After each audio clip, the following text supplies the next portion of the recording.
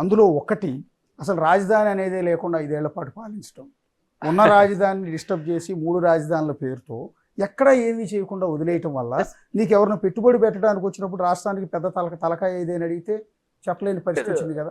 అమరావతిని డిస్టర్బ్ చేయకుండా మరి కావాలంటే నీ పేరు మార్చుకుని ఏ రాజశేఖర రెడ్డి పేరు పెట్టుకుని అదే రాజధాని కంప్లీట్ చేసుకుంటే పరిస్థితి వేరుగా ఉండేది కదా. అలాంటి నిర్ణయాలు ఎన్టీఆర్ పేరు పెట్టుకొని రాజకీయం కాదు కానీ బేసిక్ గా జగన్మోహన్ రెడ్డి గారు చాలా ప్రాక్టికల్ గా ఆలోచించారు. మీరు కంటే కూడా ఒక ప్రాక్టికాలిటీ ఏమి ఆలోచించినాడు, ఇక్కడ 40,000 ఎకరాలు దీనిలో ఒక 2 లక్షల కోట్లు 3 లక్షల కోట్లు నేను ఇన్వెస్ట్ చేసినా కానీ బిల్డింగ్లు రోడ్లు కట్టగలుగుతానేమో కానీ జనాన్ని తీసుకొని రావడానికి it takes 20 to 30 years span. I had a span of 5 years. So 5 years already మనకు ఆంధ్రప్రదేశ్ భౌగోళికంగా మనకున్న దానిలో ఉన్న ఏకైక కాస్మోపాలిటన్ సిటీ ఏదైనా ఉందంటే అది వైజాగ్. అక్కడ ఒక 1000 కోట్లు పెట్టడంతో సో అక్కడ కావాల్సిన ఇన్ఫ్రాస్ట్రక్చర్ ఏదైతే ఎగ్జిక్యూటివ్ బాడీకి కావాల్సిన ఇన్ఫ్రాస్ట్రక్చర్ అంతా తీసుకొని రావచ్చు.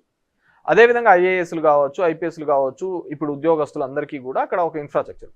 ఈ రోజుకి కూడా అమరావతి అంటున్నారు. చంద్రబాబు టైంలో ఉన్న 5 ఏళ్ళ అమరావతిలో ఇప్పటికీ ఉద్యోగస్తులు శుక్రవారం సాయంత్రం అయితేనే ట్రైన్ ఎక్కి హైదరాబాద్కి వస్తున్నారు, మండే పొద్దున్న తెల్లారైతేనే అక్కడికి వస్తున్న సందర్భమే కానీ ఎవరే కానీ అక్కడ ఉండే సందర్భం లేదు కదా.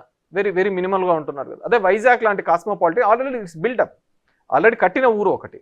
నువ్వు బిల్డింగ్లు కట్టచ్చు కానీ జనాల్ని అక్కడికి తీసుకొని రాలేదు, వన్ ఇష్యూ. సో మొదటనే ఈ రాష్ట్రం అనేది కేవలము డీసెంట్రలైజ్ అయిపోయిన తర్వాత, ఒక ప్రాంతం డెవలప్ అయిన తర్వాత, తెలంగాణ ఉద్యమం జరిగిన తర్వాత ఇక్కడ రెవెన్యూ 60% 65% ఉందని తెలిసినా కానీ అంతా డెవలప్ అయిన తర్వాత మనల్ని ఇక్కడ నుంచి పొమ్మన్నారు. సో దానికి డిఫరెంట్గా కాదు ఆ ఉద్యమము అవన్నీ వెళ్ళిపోయిన తర్వాత అక్కడ పోయిన తర్వాత మళ్ళీ మనం అనాథం అన్నాం ఇదన్నాం దానికి రాజధాని అంటున్నారు. కానీ మరి రెవెన్యూ ఎక్కడి నుంచి జనరేట్ చేయాలా? ఉన్న రెవెన్యూ అంతా అమరావతికి తీసుకొని వచ్చి అక్కడ ఏదో సంపద సృష్టిస్తానని చెప్పేసి అది ఎప్పటికైతుంది? విడిపోయినది ఆ విధంగా కాకూడదు కాబట్టి డీసెంట్రలైజ్ చేయాలి అని. రాజధాని లేకుండా ఏం లేదు. ఒకటి న్యాయంగా రాజధాని కర్నూలు అని చెప్పాము, అదేవిధంగా కాన్స్టిట్యూషనల్ యాక్టివిటీ ఏం లేదు కదా. ఇప్పుడు ఎగ్జిక్యూటివ్ క్యాపిటల్ వైజాగ్ అన్నప్పుడు సీఎం పోయి అక్కడ 1 వారం రోజులు కూడా కూర్చోలేదు 5 ఏళ్లలో. ఇప్పుడు అనౌన్స్మెంట్ చేశారు, అక్కడికి వెళ్ళి కూర్చుని లీగల్ హర్డల్స్ ఏ విధంగా ఉండే మాకు కంప్లీట్ గా కోర్టే కదా. దేశ చరిత్రలో ఒక ఆర్డర్ ఇచ్చినాడని చెప్పేసి ఆ జడ్జి రిటైర్డ్ అయ్యో ట్రాన్స్ఫర్ అవుతున్నప్పుడు అమరావతి రైతులకు తనకి పూలు జల్లి స్వాగతం చెప్పి పంపించినారు కదా. అంటే బేసిక్ ఏం జరిగింది అక్కడ? కోర్టులో స్టేలు, గ్యాగ్ ఆర్డర్లు. మా జీవితం అంతా 2 సంవత్సరాలు కరోనాతో పోతే 3వ సంవత్సరం నుంచి పొద్దున్న లేచిన నుంచి వచ్చే బ్యాన్ రేటం ఏందని చెప్పండి. కోర్టు మొటికాయలు అని చెప్పేసి తప్ప వేరే ఆర్డర్ వేరే పేపర్లో ఏదైనా బ్యాన్ రేటం చూసామా? అన్ని మొటికాయలే కదా. మా తలకాయ బొప్పి కట్టిపోయింది వాళ్ళు వేసిన మొటికాయలకి, అంటే పేపర్లో వేసిన మొటికాయలకి. దాని తర్వాత ఏమైంది? లాస్ట్లో ఇంకొక అతను పెద్ద ఆయన దిగిపోయి రిటైర్డ్ అయిన తర్వాతనే పాలన సరిగింది అనుకోవచ్చు. అంతవరకు కోర్టులతోనే ఫైట్ చేసిన సందర్భం ఉంది, రోజు దీనిలతోనే. లాస్ట్ 1.5 yearకి వచ్చేకల్లా సంథింగ్స్ పవన్ కళ్యాణ్ లేకుంటే మేము తీసుకున్న డెసిషన్స్లో సినిమా రేట్ల టికెట్ల విషయాల్లో కావచ్చు, ఇట్లా ఒక్కొక్క సెక్షన్ ఆఫ్ ది పీపుల్ దూరం అయితే మనం ఇన్ఫ్లుయెన్సర్స్ అందరినీ దూరం చేసుకునే పరిస్థితి. కేవలం ఒక అమరావతి కాదు, అమరావతి గురించి మీరు క్లారిటీ ఇచ్చారు. ఇంకొన్ని ఇష్యూస్ ఉన్నాయి మీకు, నెగిటివ్ అయిన ఇష్యూ. మరి వీటి మీద ఏమైనా పోస్ట్ మార్టం చేసుకున్నారా లేదు? ఒకటి, మీరు తీసుకొచ్చిన ఇసుక పాలసీ మీకు రివర్స్ అయింది. మీరు తీసుకొచ్చిన లిక్కర్ పాలసీ, అప్పటి వరకు నడుస్తున్న వైన్ షాపులని వదిలేసి మూసేసి ప్రభుత్వమే లిక్కర్ షాపులు నడిపి తద్వారా వాడు తాగటానికి సరైన మందు కూడా లేకుండా, సరైన బ్రాండెడ్ మందు కూడా లేకుండా చేసి, సో తాగుబోతులతో సైతం మీ పార్టీకి రివర్స్ అయ్యారు. ఖచ్చితంగా ఇసుక లేక ఇప్పుడు మా సమస్య ఏమైందంటే, మేము చదువు చెప్పించిన స్కూళ్ళు, మేము కట్టిన బళ్ళు, మేము కట్టించిన హాస్పిటల్స్, స్కూల్స్, దీనికంటే ఏ తాగుబోతున్నాడో వాడు ఇన్ఫ్లుయెన్సర్ అయినాడు. అక్కడ తాగేవాడు ఇన్ఫ్లుయెన్సర్ అయినాడు, చదువుకొని స్కూల్ పోయినవాడు ఇన్ఫ్లుయెన్సర్ కాకపోయినాడు. సో డెఫినెట్గా అంటే ఐ స్ట్రాంగ్లీ బిలీవ్ ప్రభుత్వాలు వ్యాపారాలు చేయకూడదండి. నేను ఇంతకుముందు కూడా చెప్పాను. సో దానివల్ల నెగిటివ్ అయిన మాట వాస్తవమే. సరే, అది నెగిటివ్. మరి ఇప్పుడు వచ్చిన ప్రభుత్వం అది తీసేస్తామన్న ప్రభుత్వం ఇప్పుడు ఏం చేస్తుంది? అదే ఖచ్చితంగా అక్కడ దోచుకుంటున్నారు కదా, ఇసుక వ్యాపారంగానే తయారైంది కదా, అదే పాలసీనే వచ్చింది కదా. లిక్కర్లో ఏం జరుగుతుంది? పర్మిట్ రూమ్స్ అన్నారు, మద్యం రేటు తగ్గిస్తామన్నాడే కానీ స్కూల్ ఫీజులు తగ్గిస్తామని ఎక్కడ చెప్పలేదు కదా. దానికే అలవాటు పన్నారు, అదే ఆనందంగా కనపడింది. ఏ పార్టీ అధికారంలో ఉన్నా కూడా సింపతి పాలిటిక్స్ నడుస్తూ ఉంటాయి. అవతల వాళ్ళకి సింపతి రానియకుండా చేయటం అనేది రాజకీయాల్లో ఒక వ్యూహం. కానీ మీరేం చేశారు? అదే తెలుగుదేశం పార్టీ హెడ్ ఆఫీస్ మీద 100 మందిని పంపి దాడిని చేయించారు. ఏ పార్టీ అధికారంలో ఉన్నా కూడా అపోజిషన్ పార్టీ మీద అలా చేయదు. తద్వారా అపోజిషన్ పార్టీకి సింపతి గెయిన్ అవుతుంది.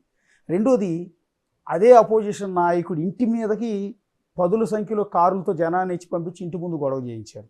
And then that to sympathy gain అవటం కాదు. ఇక మూడోది, సరే తప్పు ఉందా ఒప్పు ఉందా కోర్టులు తేలుస్తాయి, ఒక కేసు ఫైల్ చేసి అపోజిషన్ లీడర్నే జైల్లో పెట్టించారు ఒక 53 రోజులు. సో ఇవన్నీ కూడా సింపతి. నేనేమంటే చంద్రబాబుని సపోర్ట్ చేయట్లేదు, చంద్రబాబుది కరెక్ట్ అని కూడా నేను అనట్లా.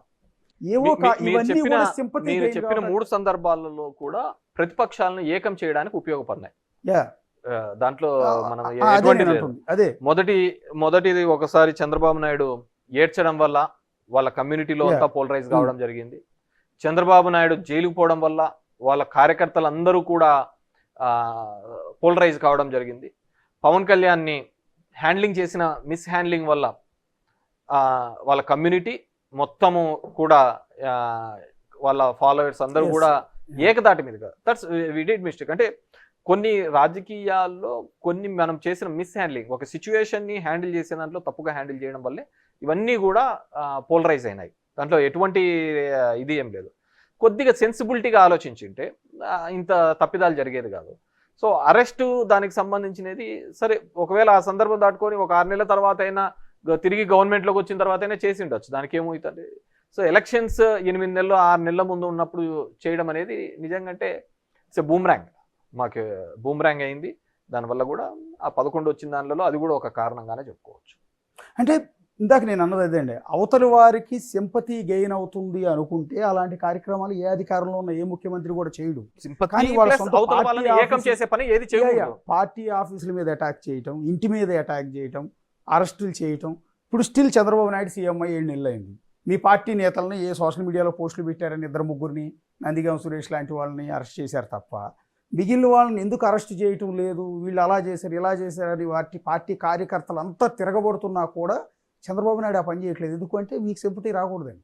పార్టీ మీద ఆఫీసుల మీద దాడి కానీ ఇళ్ళ మీదకి దాడులు చేయడం అనేది ఎప్పటికైనా కానీ తప్పే, దాంట్లో ఇంకా వేరేదండి. నేను అనుకుంటు కానీ మా చిన్నాన్న సంఘటన తాడిపత్రిలో జరిగినప్పుడు కూడా మా చిన్నాన్నతో చెప్పిన ఇట్స్ వెరీ రాంగ్ ఇండికేషన్స్.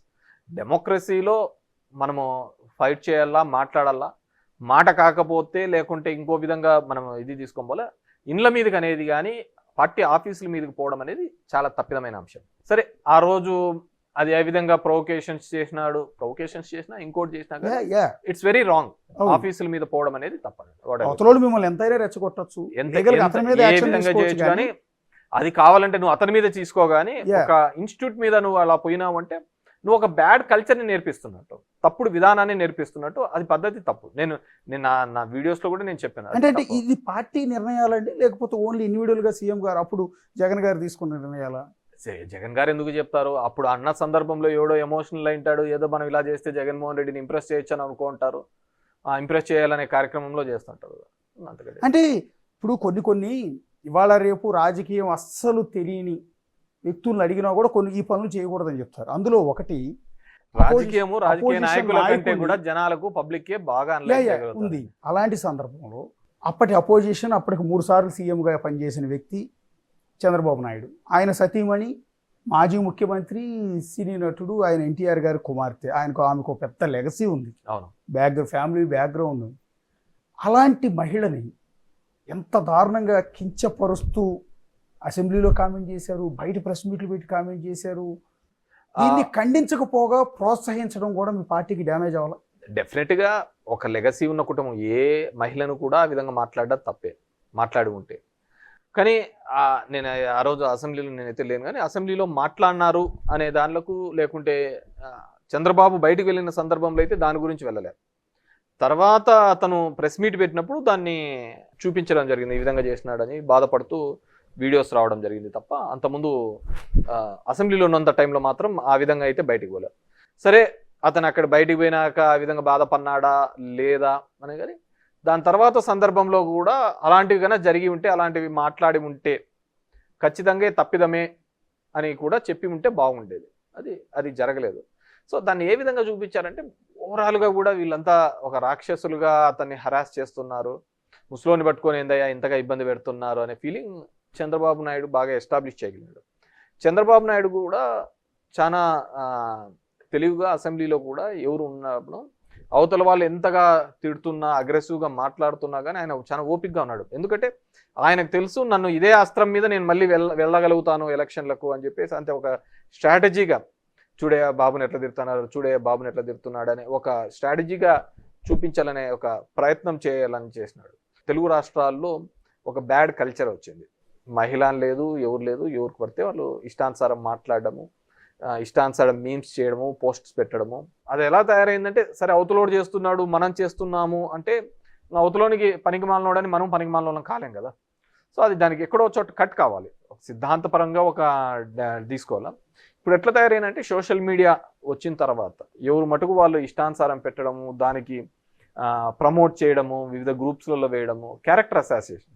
ఇంతకుముందు భౌతికంగా చంపేవాళ్ళు ఇప్పుడు క్యారెక్టర్తో చంపుతున్నారు. ఆ క్యారెక్టర్తో అంటే భౌతికంగా చచ్చినా పెద్ద ఏముండదు కానీ క్యారెక్టర్ చచ్చిన తర్వాత మనం ఏం చేసేకి ఉండదు. సొంత పార్టీ ఎమ్మెల్యే రఘురామకృష్ణరాజు సరే మీ పార్టీ మీద తిరుగుబాటు చేసి ఉండొచ్చు, అవతల పార్టీ వాళ్ళతో కలిసి ఉండొచ్చు, అలాంటి వ్యక్తిని అరెస్ట్ చేయించి కొట్టించడం అనేది ఇవన్నీ ఎలక్షన్స్ మీద తీవ్రమైన ప్రభావాన్ని చూపించిన అంశాలు కదా. అంటే రఘురామకృష్ణరాజు గారిని సరే ఇప్పుడు ఏదో అది ఇంకా ఎస్టాబ్లిష్ కాలేదు అతను కొట్టినారు అని చెప్పేసి నాకు తెలిసి ఒక జ్యుడిషియల్ కస్టడీలోకి తీసుకున్న తర్వాత పోలీస్ రిమాండ్లోకి తీసుకోవాలనుకున్నప్పుడు ఒక ఎంపీ స్థాయి వ్యక్తిని నేను ఆ విధంగా కొట్టింటారైతే నేను ఒప్పుకోవటం లేదు. ఇప్పుడున్న స్థానంలో ఎవరైనా కానీ ఆ విధంగా చేసి ఉంటే మామూలు సామాన్యమైన మీద కట్టినా కానీ ప్రైవేట్ కేసులో లాడ్జ్ చేస్తున్నారు. సో కానీ మేబీ దాన్ని ఎక్కువగా అతను ఎస్టాబ్లిష్ చేయగలిగినాడేమో నేను అనుకుంటున్నాను. కానీ ఒక ఎంపీగా ఉండి అతన్ని తీసుకొని వచ్చి ఆ విధమైన చిత్రహింసలు పెట్టింటారు అని అయితే నేను నమ్మటం లేదు. సో లెట్ ఇట్ బి, ఇప్పుడు జరుగుతోంది కదా ఇన్వెస్టిగేషన్. ఎందుకంటే ఒక సామాన్యుని కొట్టాలి ఒకటి చెయ్యాలి అన్నా కానీ డెఫినెట్గా కోర్ట్స్లో మళ్ళీ ప్రైవేట్ కేసులు వేయడము, ఏదైనా ఉంటే ఇంజురీస్ చూపించడము ఇవన్నీ కూడా జరుగుతాయి. ఖచ్చితంగా అటువంటి పోలీస్ అధికారుల మీద కూడా క్రిమినల్ కేసెస్ లాడ్జ్ చేసిన సందర్భం ఎన్నో ఉన్నాయి. సార్ అధికారంలో ఉన్నప్పుడు పార్టీ తరఫున ఎమ్మెల్యేలు, పార్టీ తరఫున ఉన్న నేతలు మాట్లాడే భాష అనేది చాలా కీలకం. అది టీడీపీ వాళ్ళైనా మీ పార్టీ వాళ్ళైనా.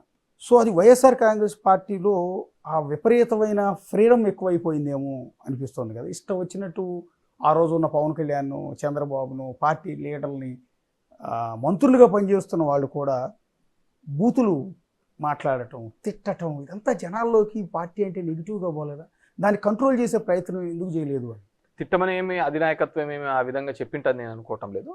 కానీ టు ఇంప్రెస్ ఆ విధంగా మాట్లాడే ఇప్పుడు నేను అంటారండి అందరూ కొడాలి నాని గారు ఆ విధంగా ఇష్టానుసారం కొడాలి నాని అమ్మ మొగుడా అనేది వాడుతుంటాడు. కొద్ది కఠినమైన భాషలో మాట్లాడుతుంటాడు కానీ లాజిక్గా చెప్తూ ఉంటాడు. కానీ మాట్లాడే భాషలో నువ్వు ఎంత యారగెంట్గా ఎంత కఠినంగా మాట్లాడతాను, అవతలోడు మాట్లాడినా నువ్వు మాట్లాడడం కూడా తప్పే. సరే ఎవరో ఇంప్రెస్ అవుతారని చెప్పేసి వీళ్ళు కూడా మాట్లాడు. ఇవన్నీ డెఫినెట్గా ఇట్స్ ఎ కౌంట్ అండి. ఇప్పుడు మనం చేస్తున్న దానిలో యాంటీ ఇంకమెన్సీ అక్యుములేట్ అవుతా పోతున్న దానిలో ఇలాంటి ఒక్కోటి అవన్నిటిని కూడా కలుపుతా పోతుంటాయి. అవతల వాడు మాట్లాడుతున్నప్పుడు కూడా ఓహో దీని వల్లనే చేసింటారు, దీని వల్లనే అయ్యి ఉంటుంది అని చెప్పేసి అనుకుంటున్నాను. ఇప్పుడు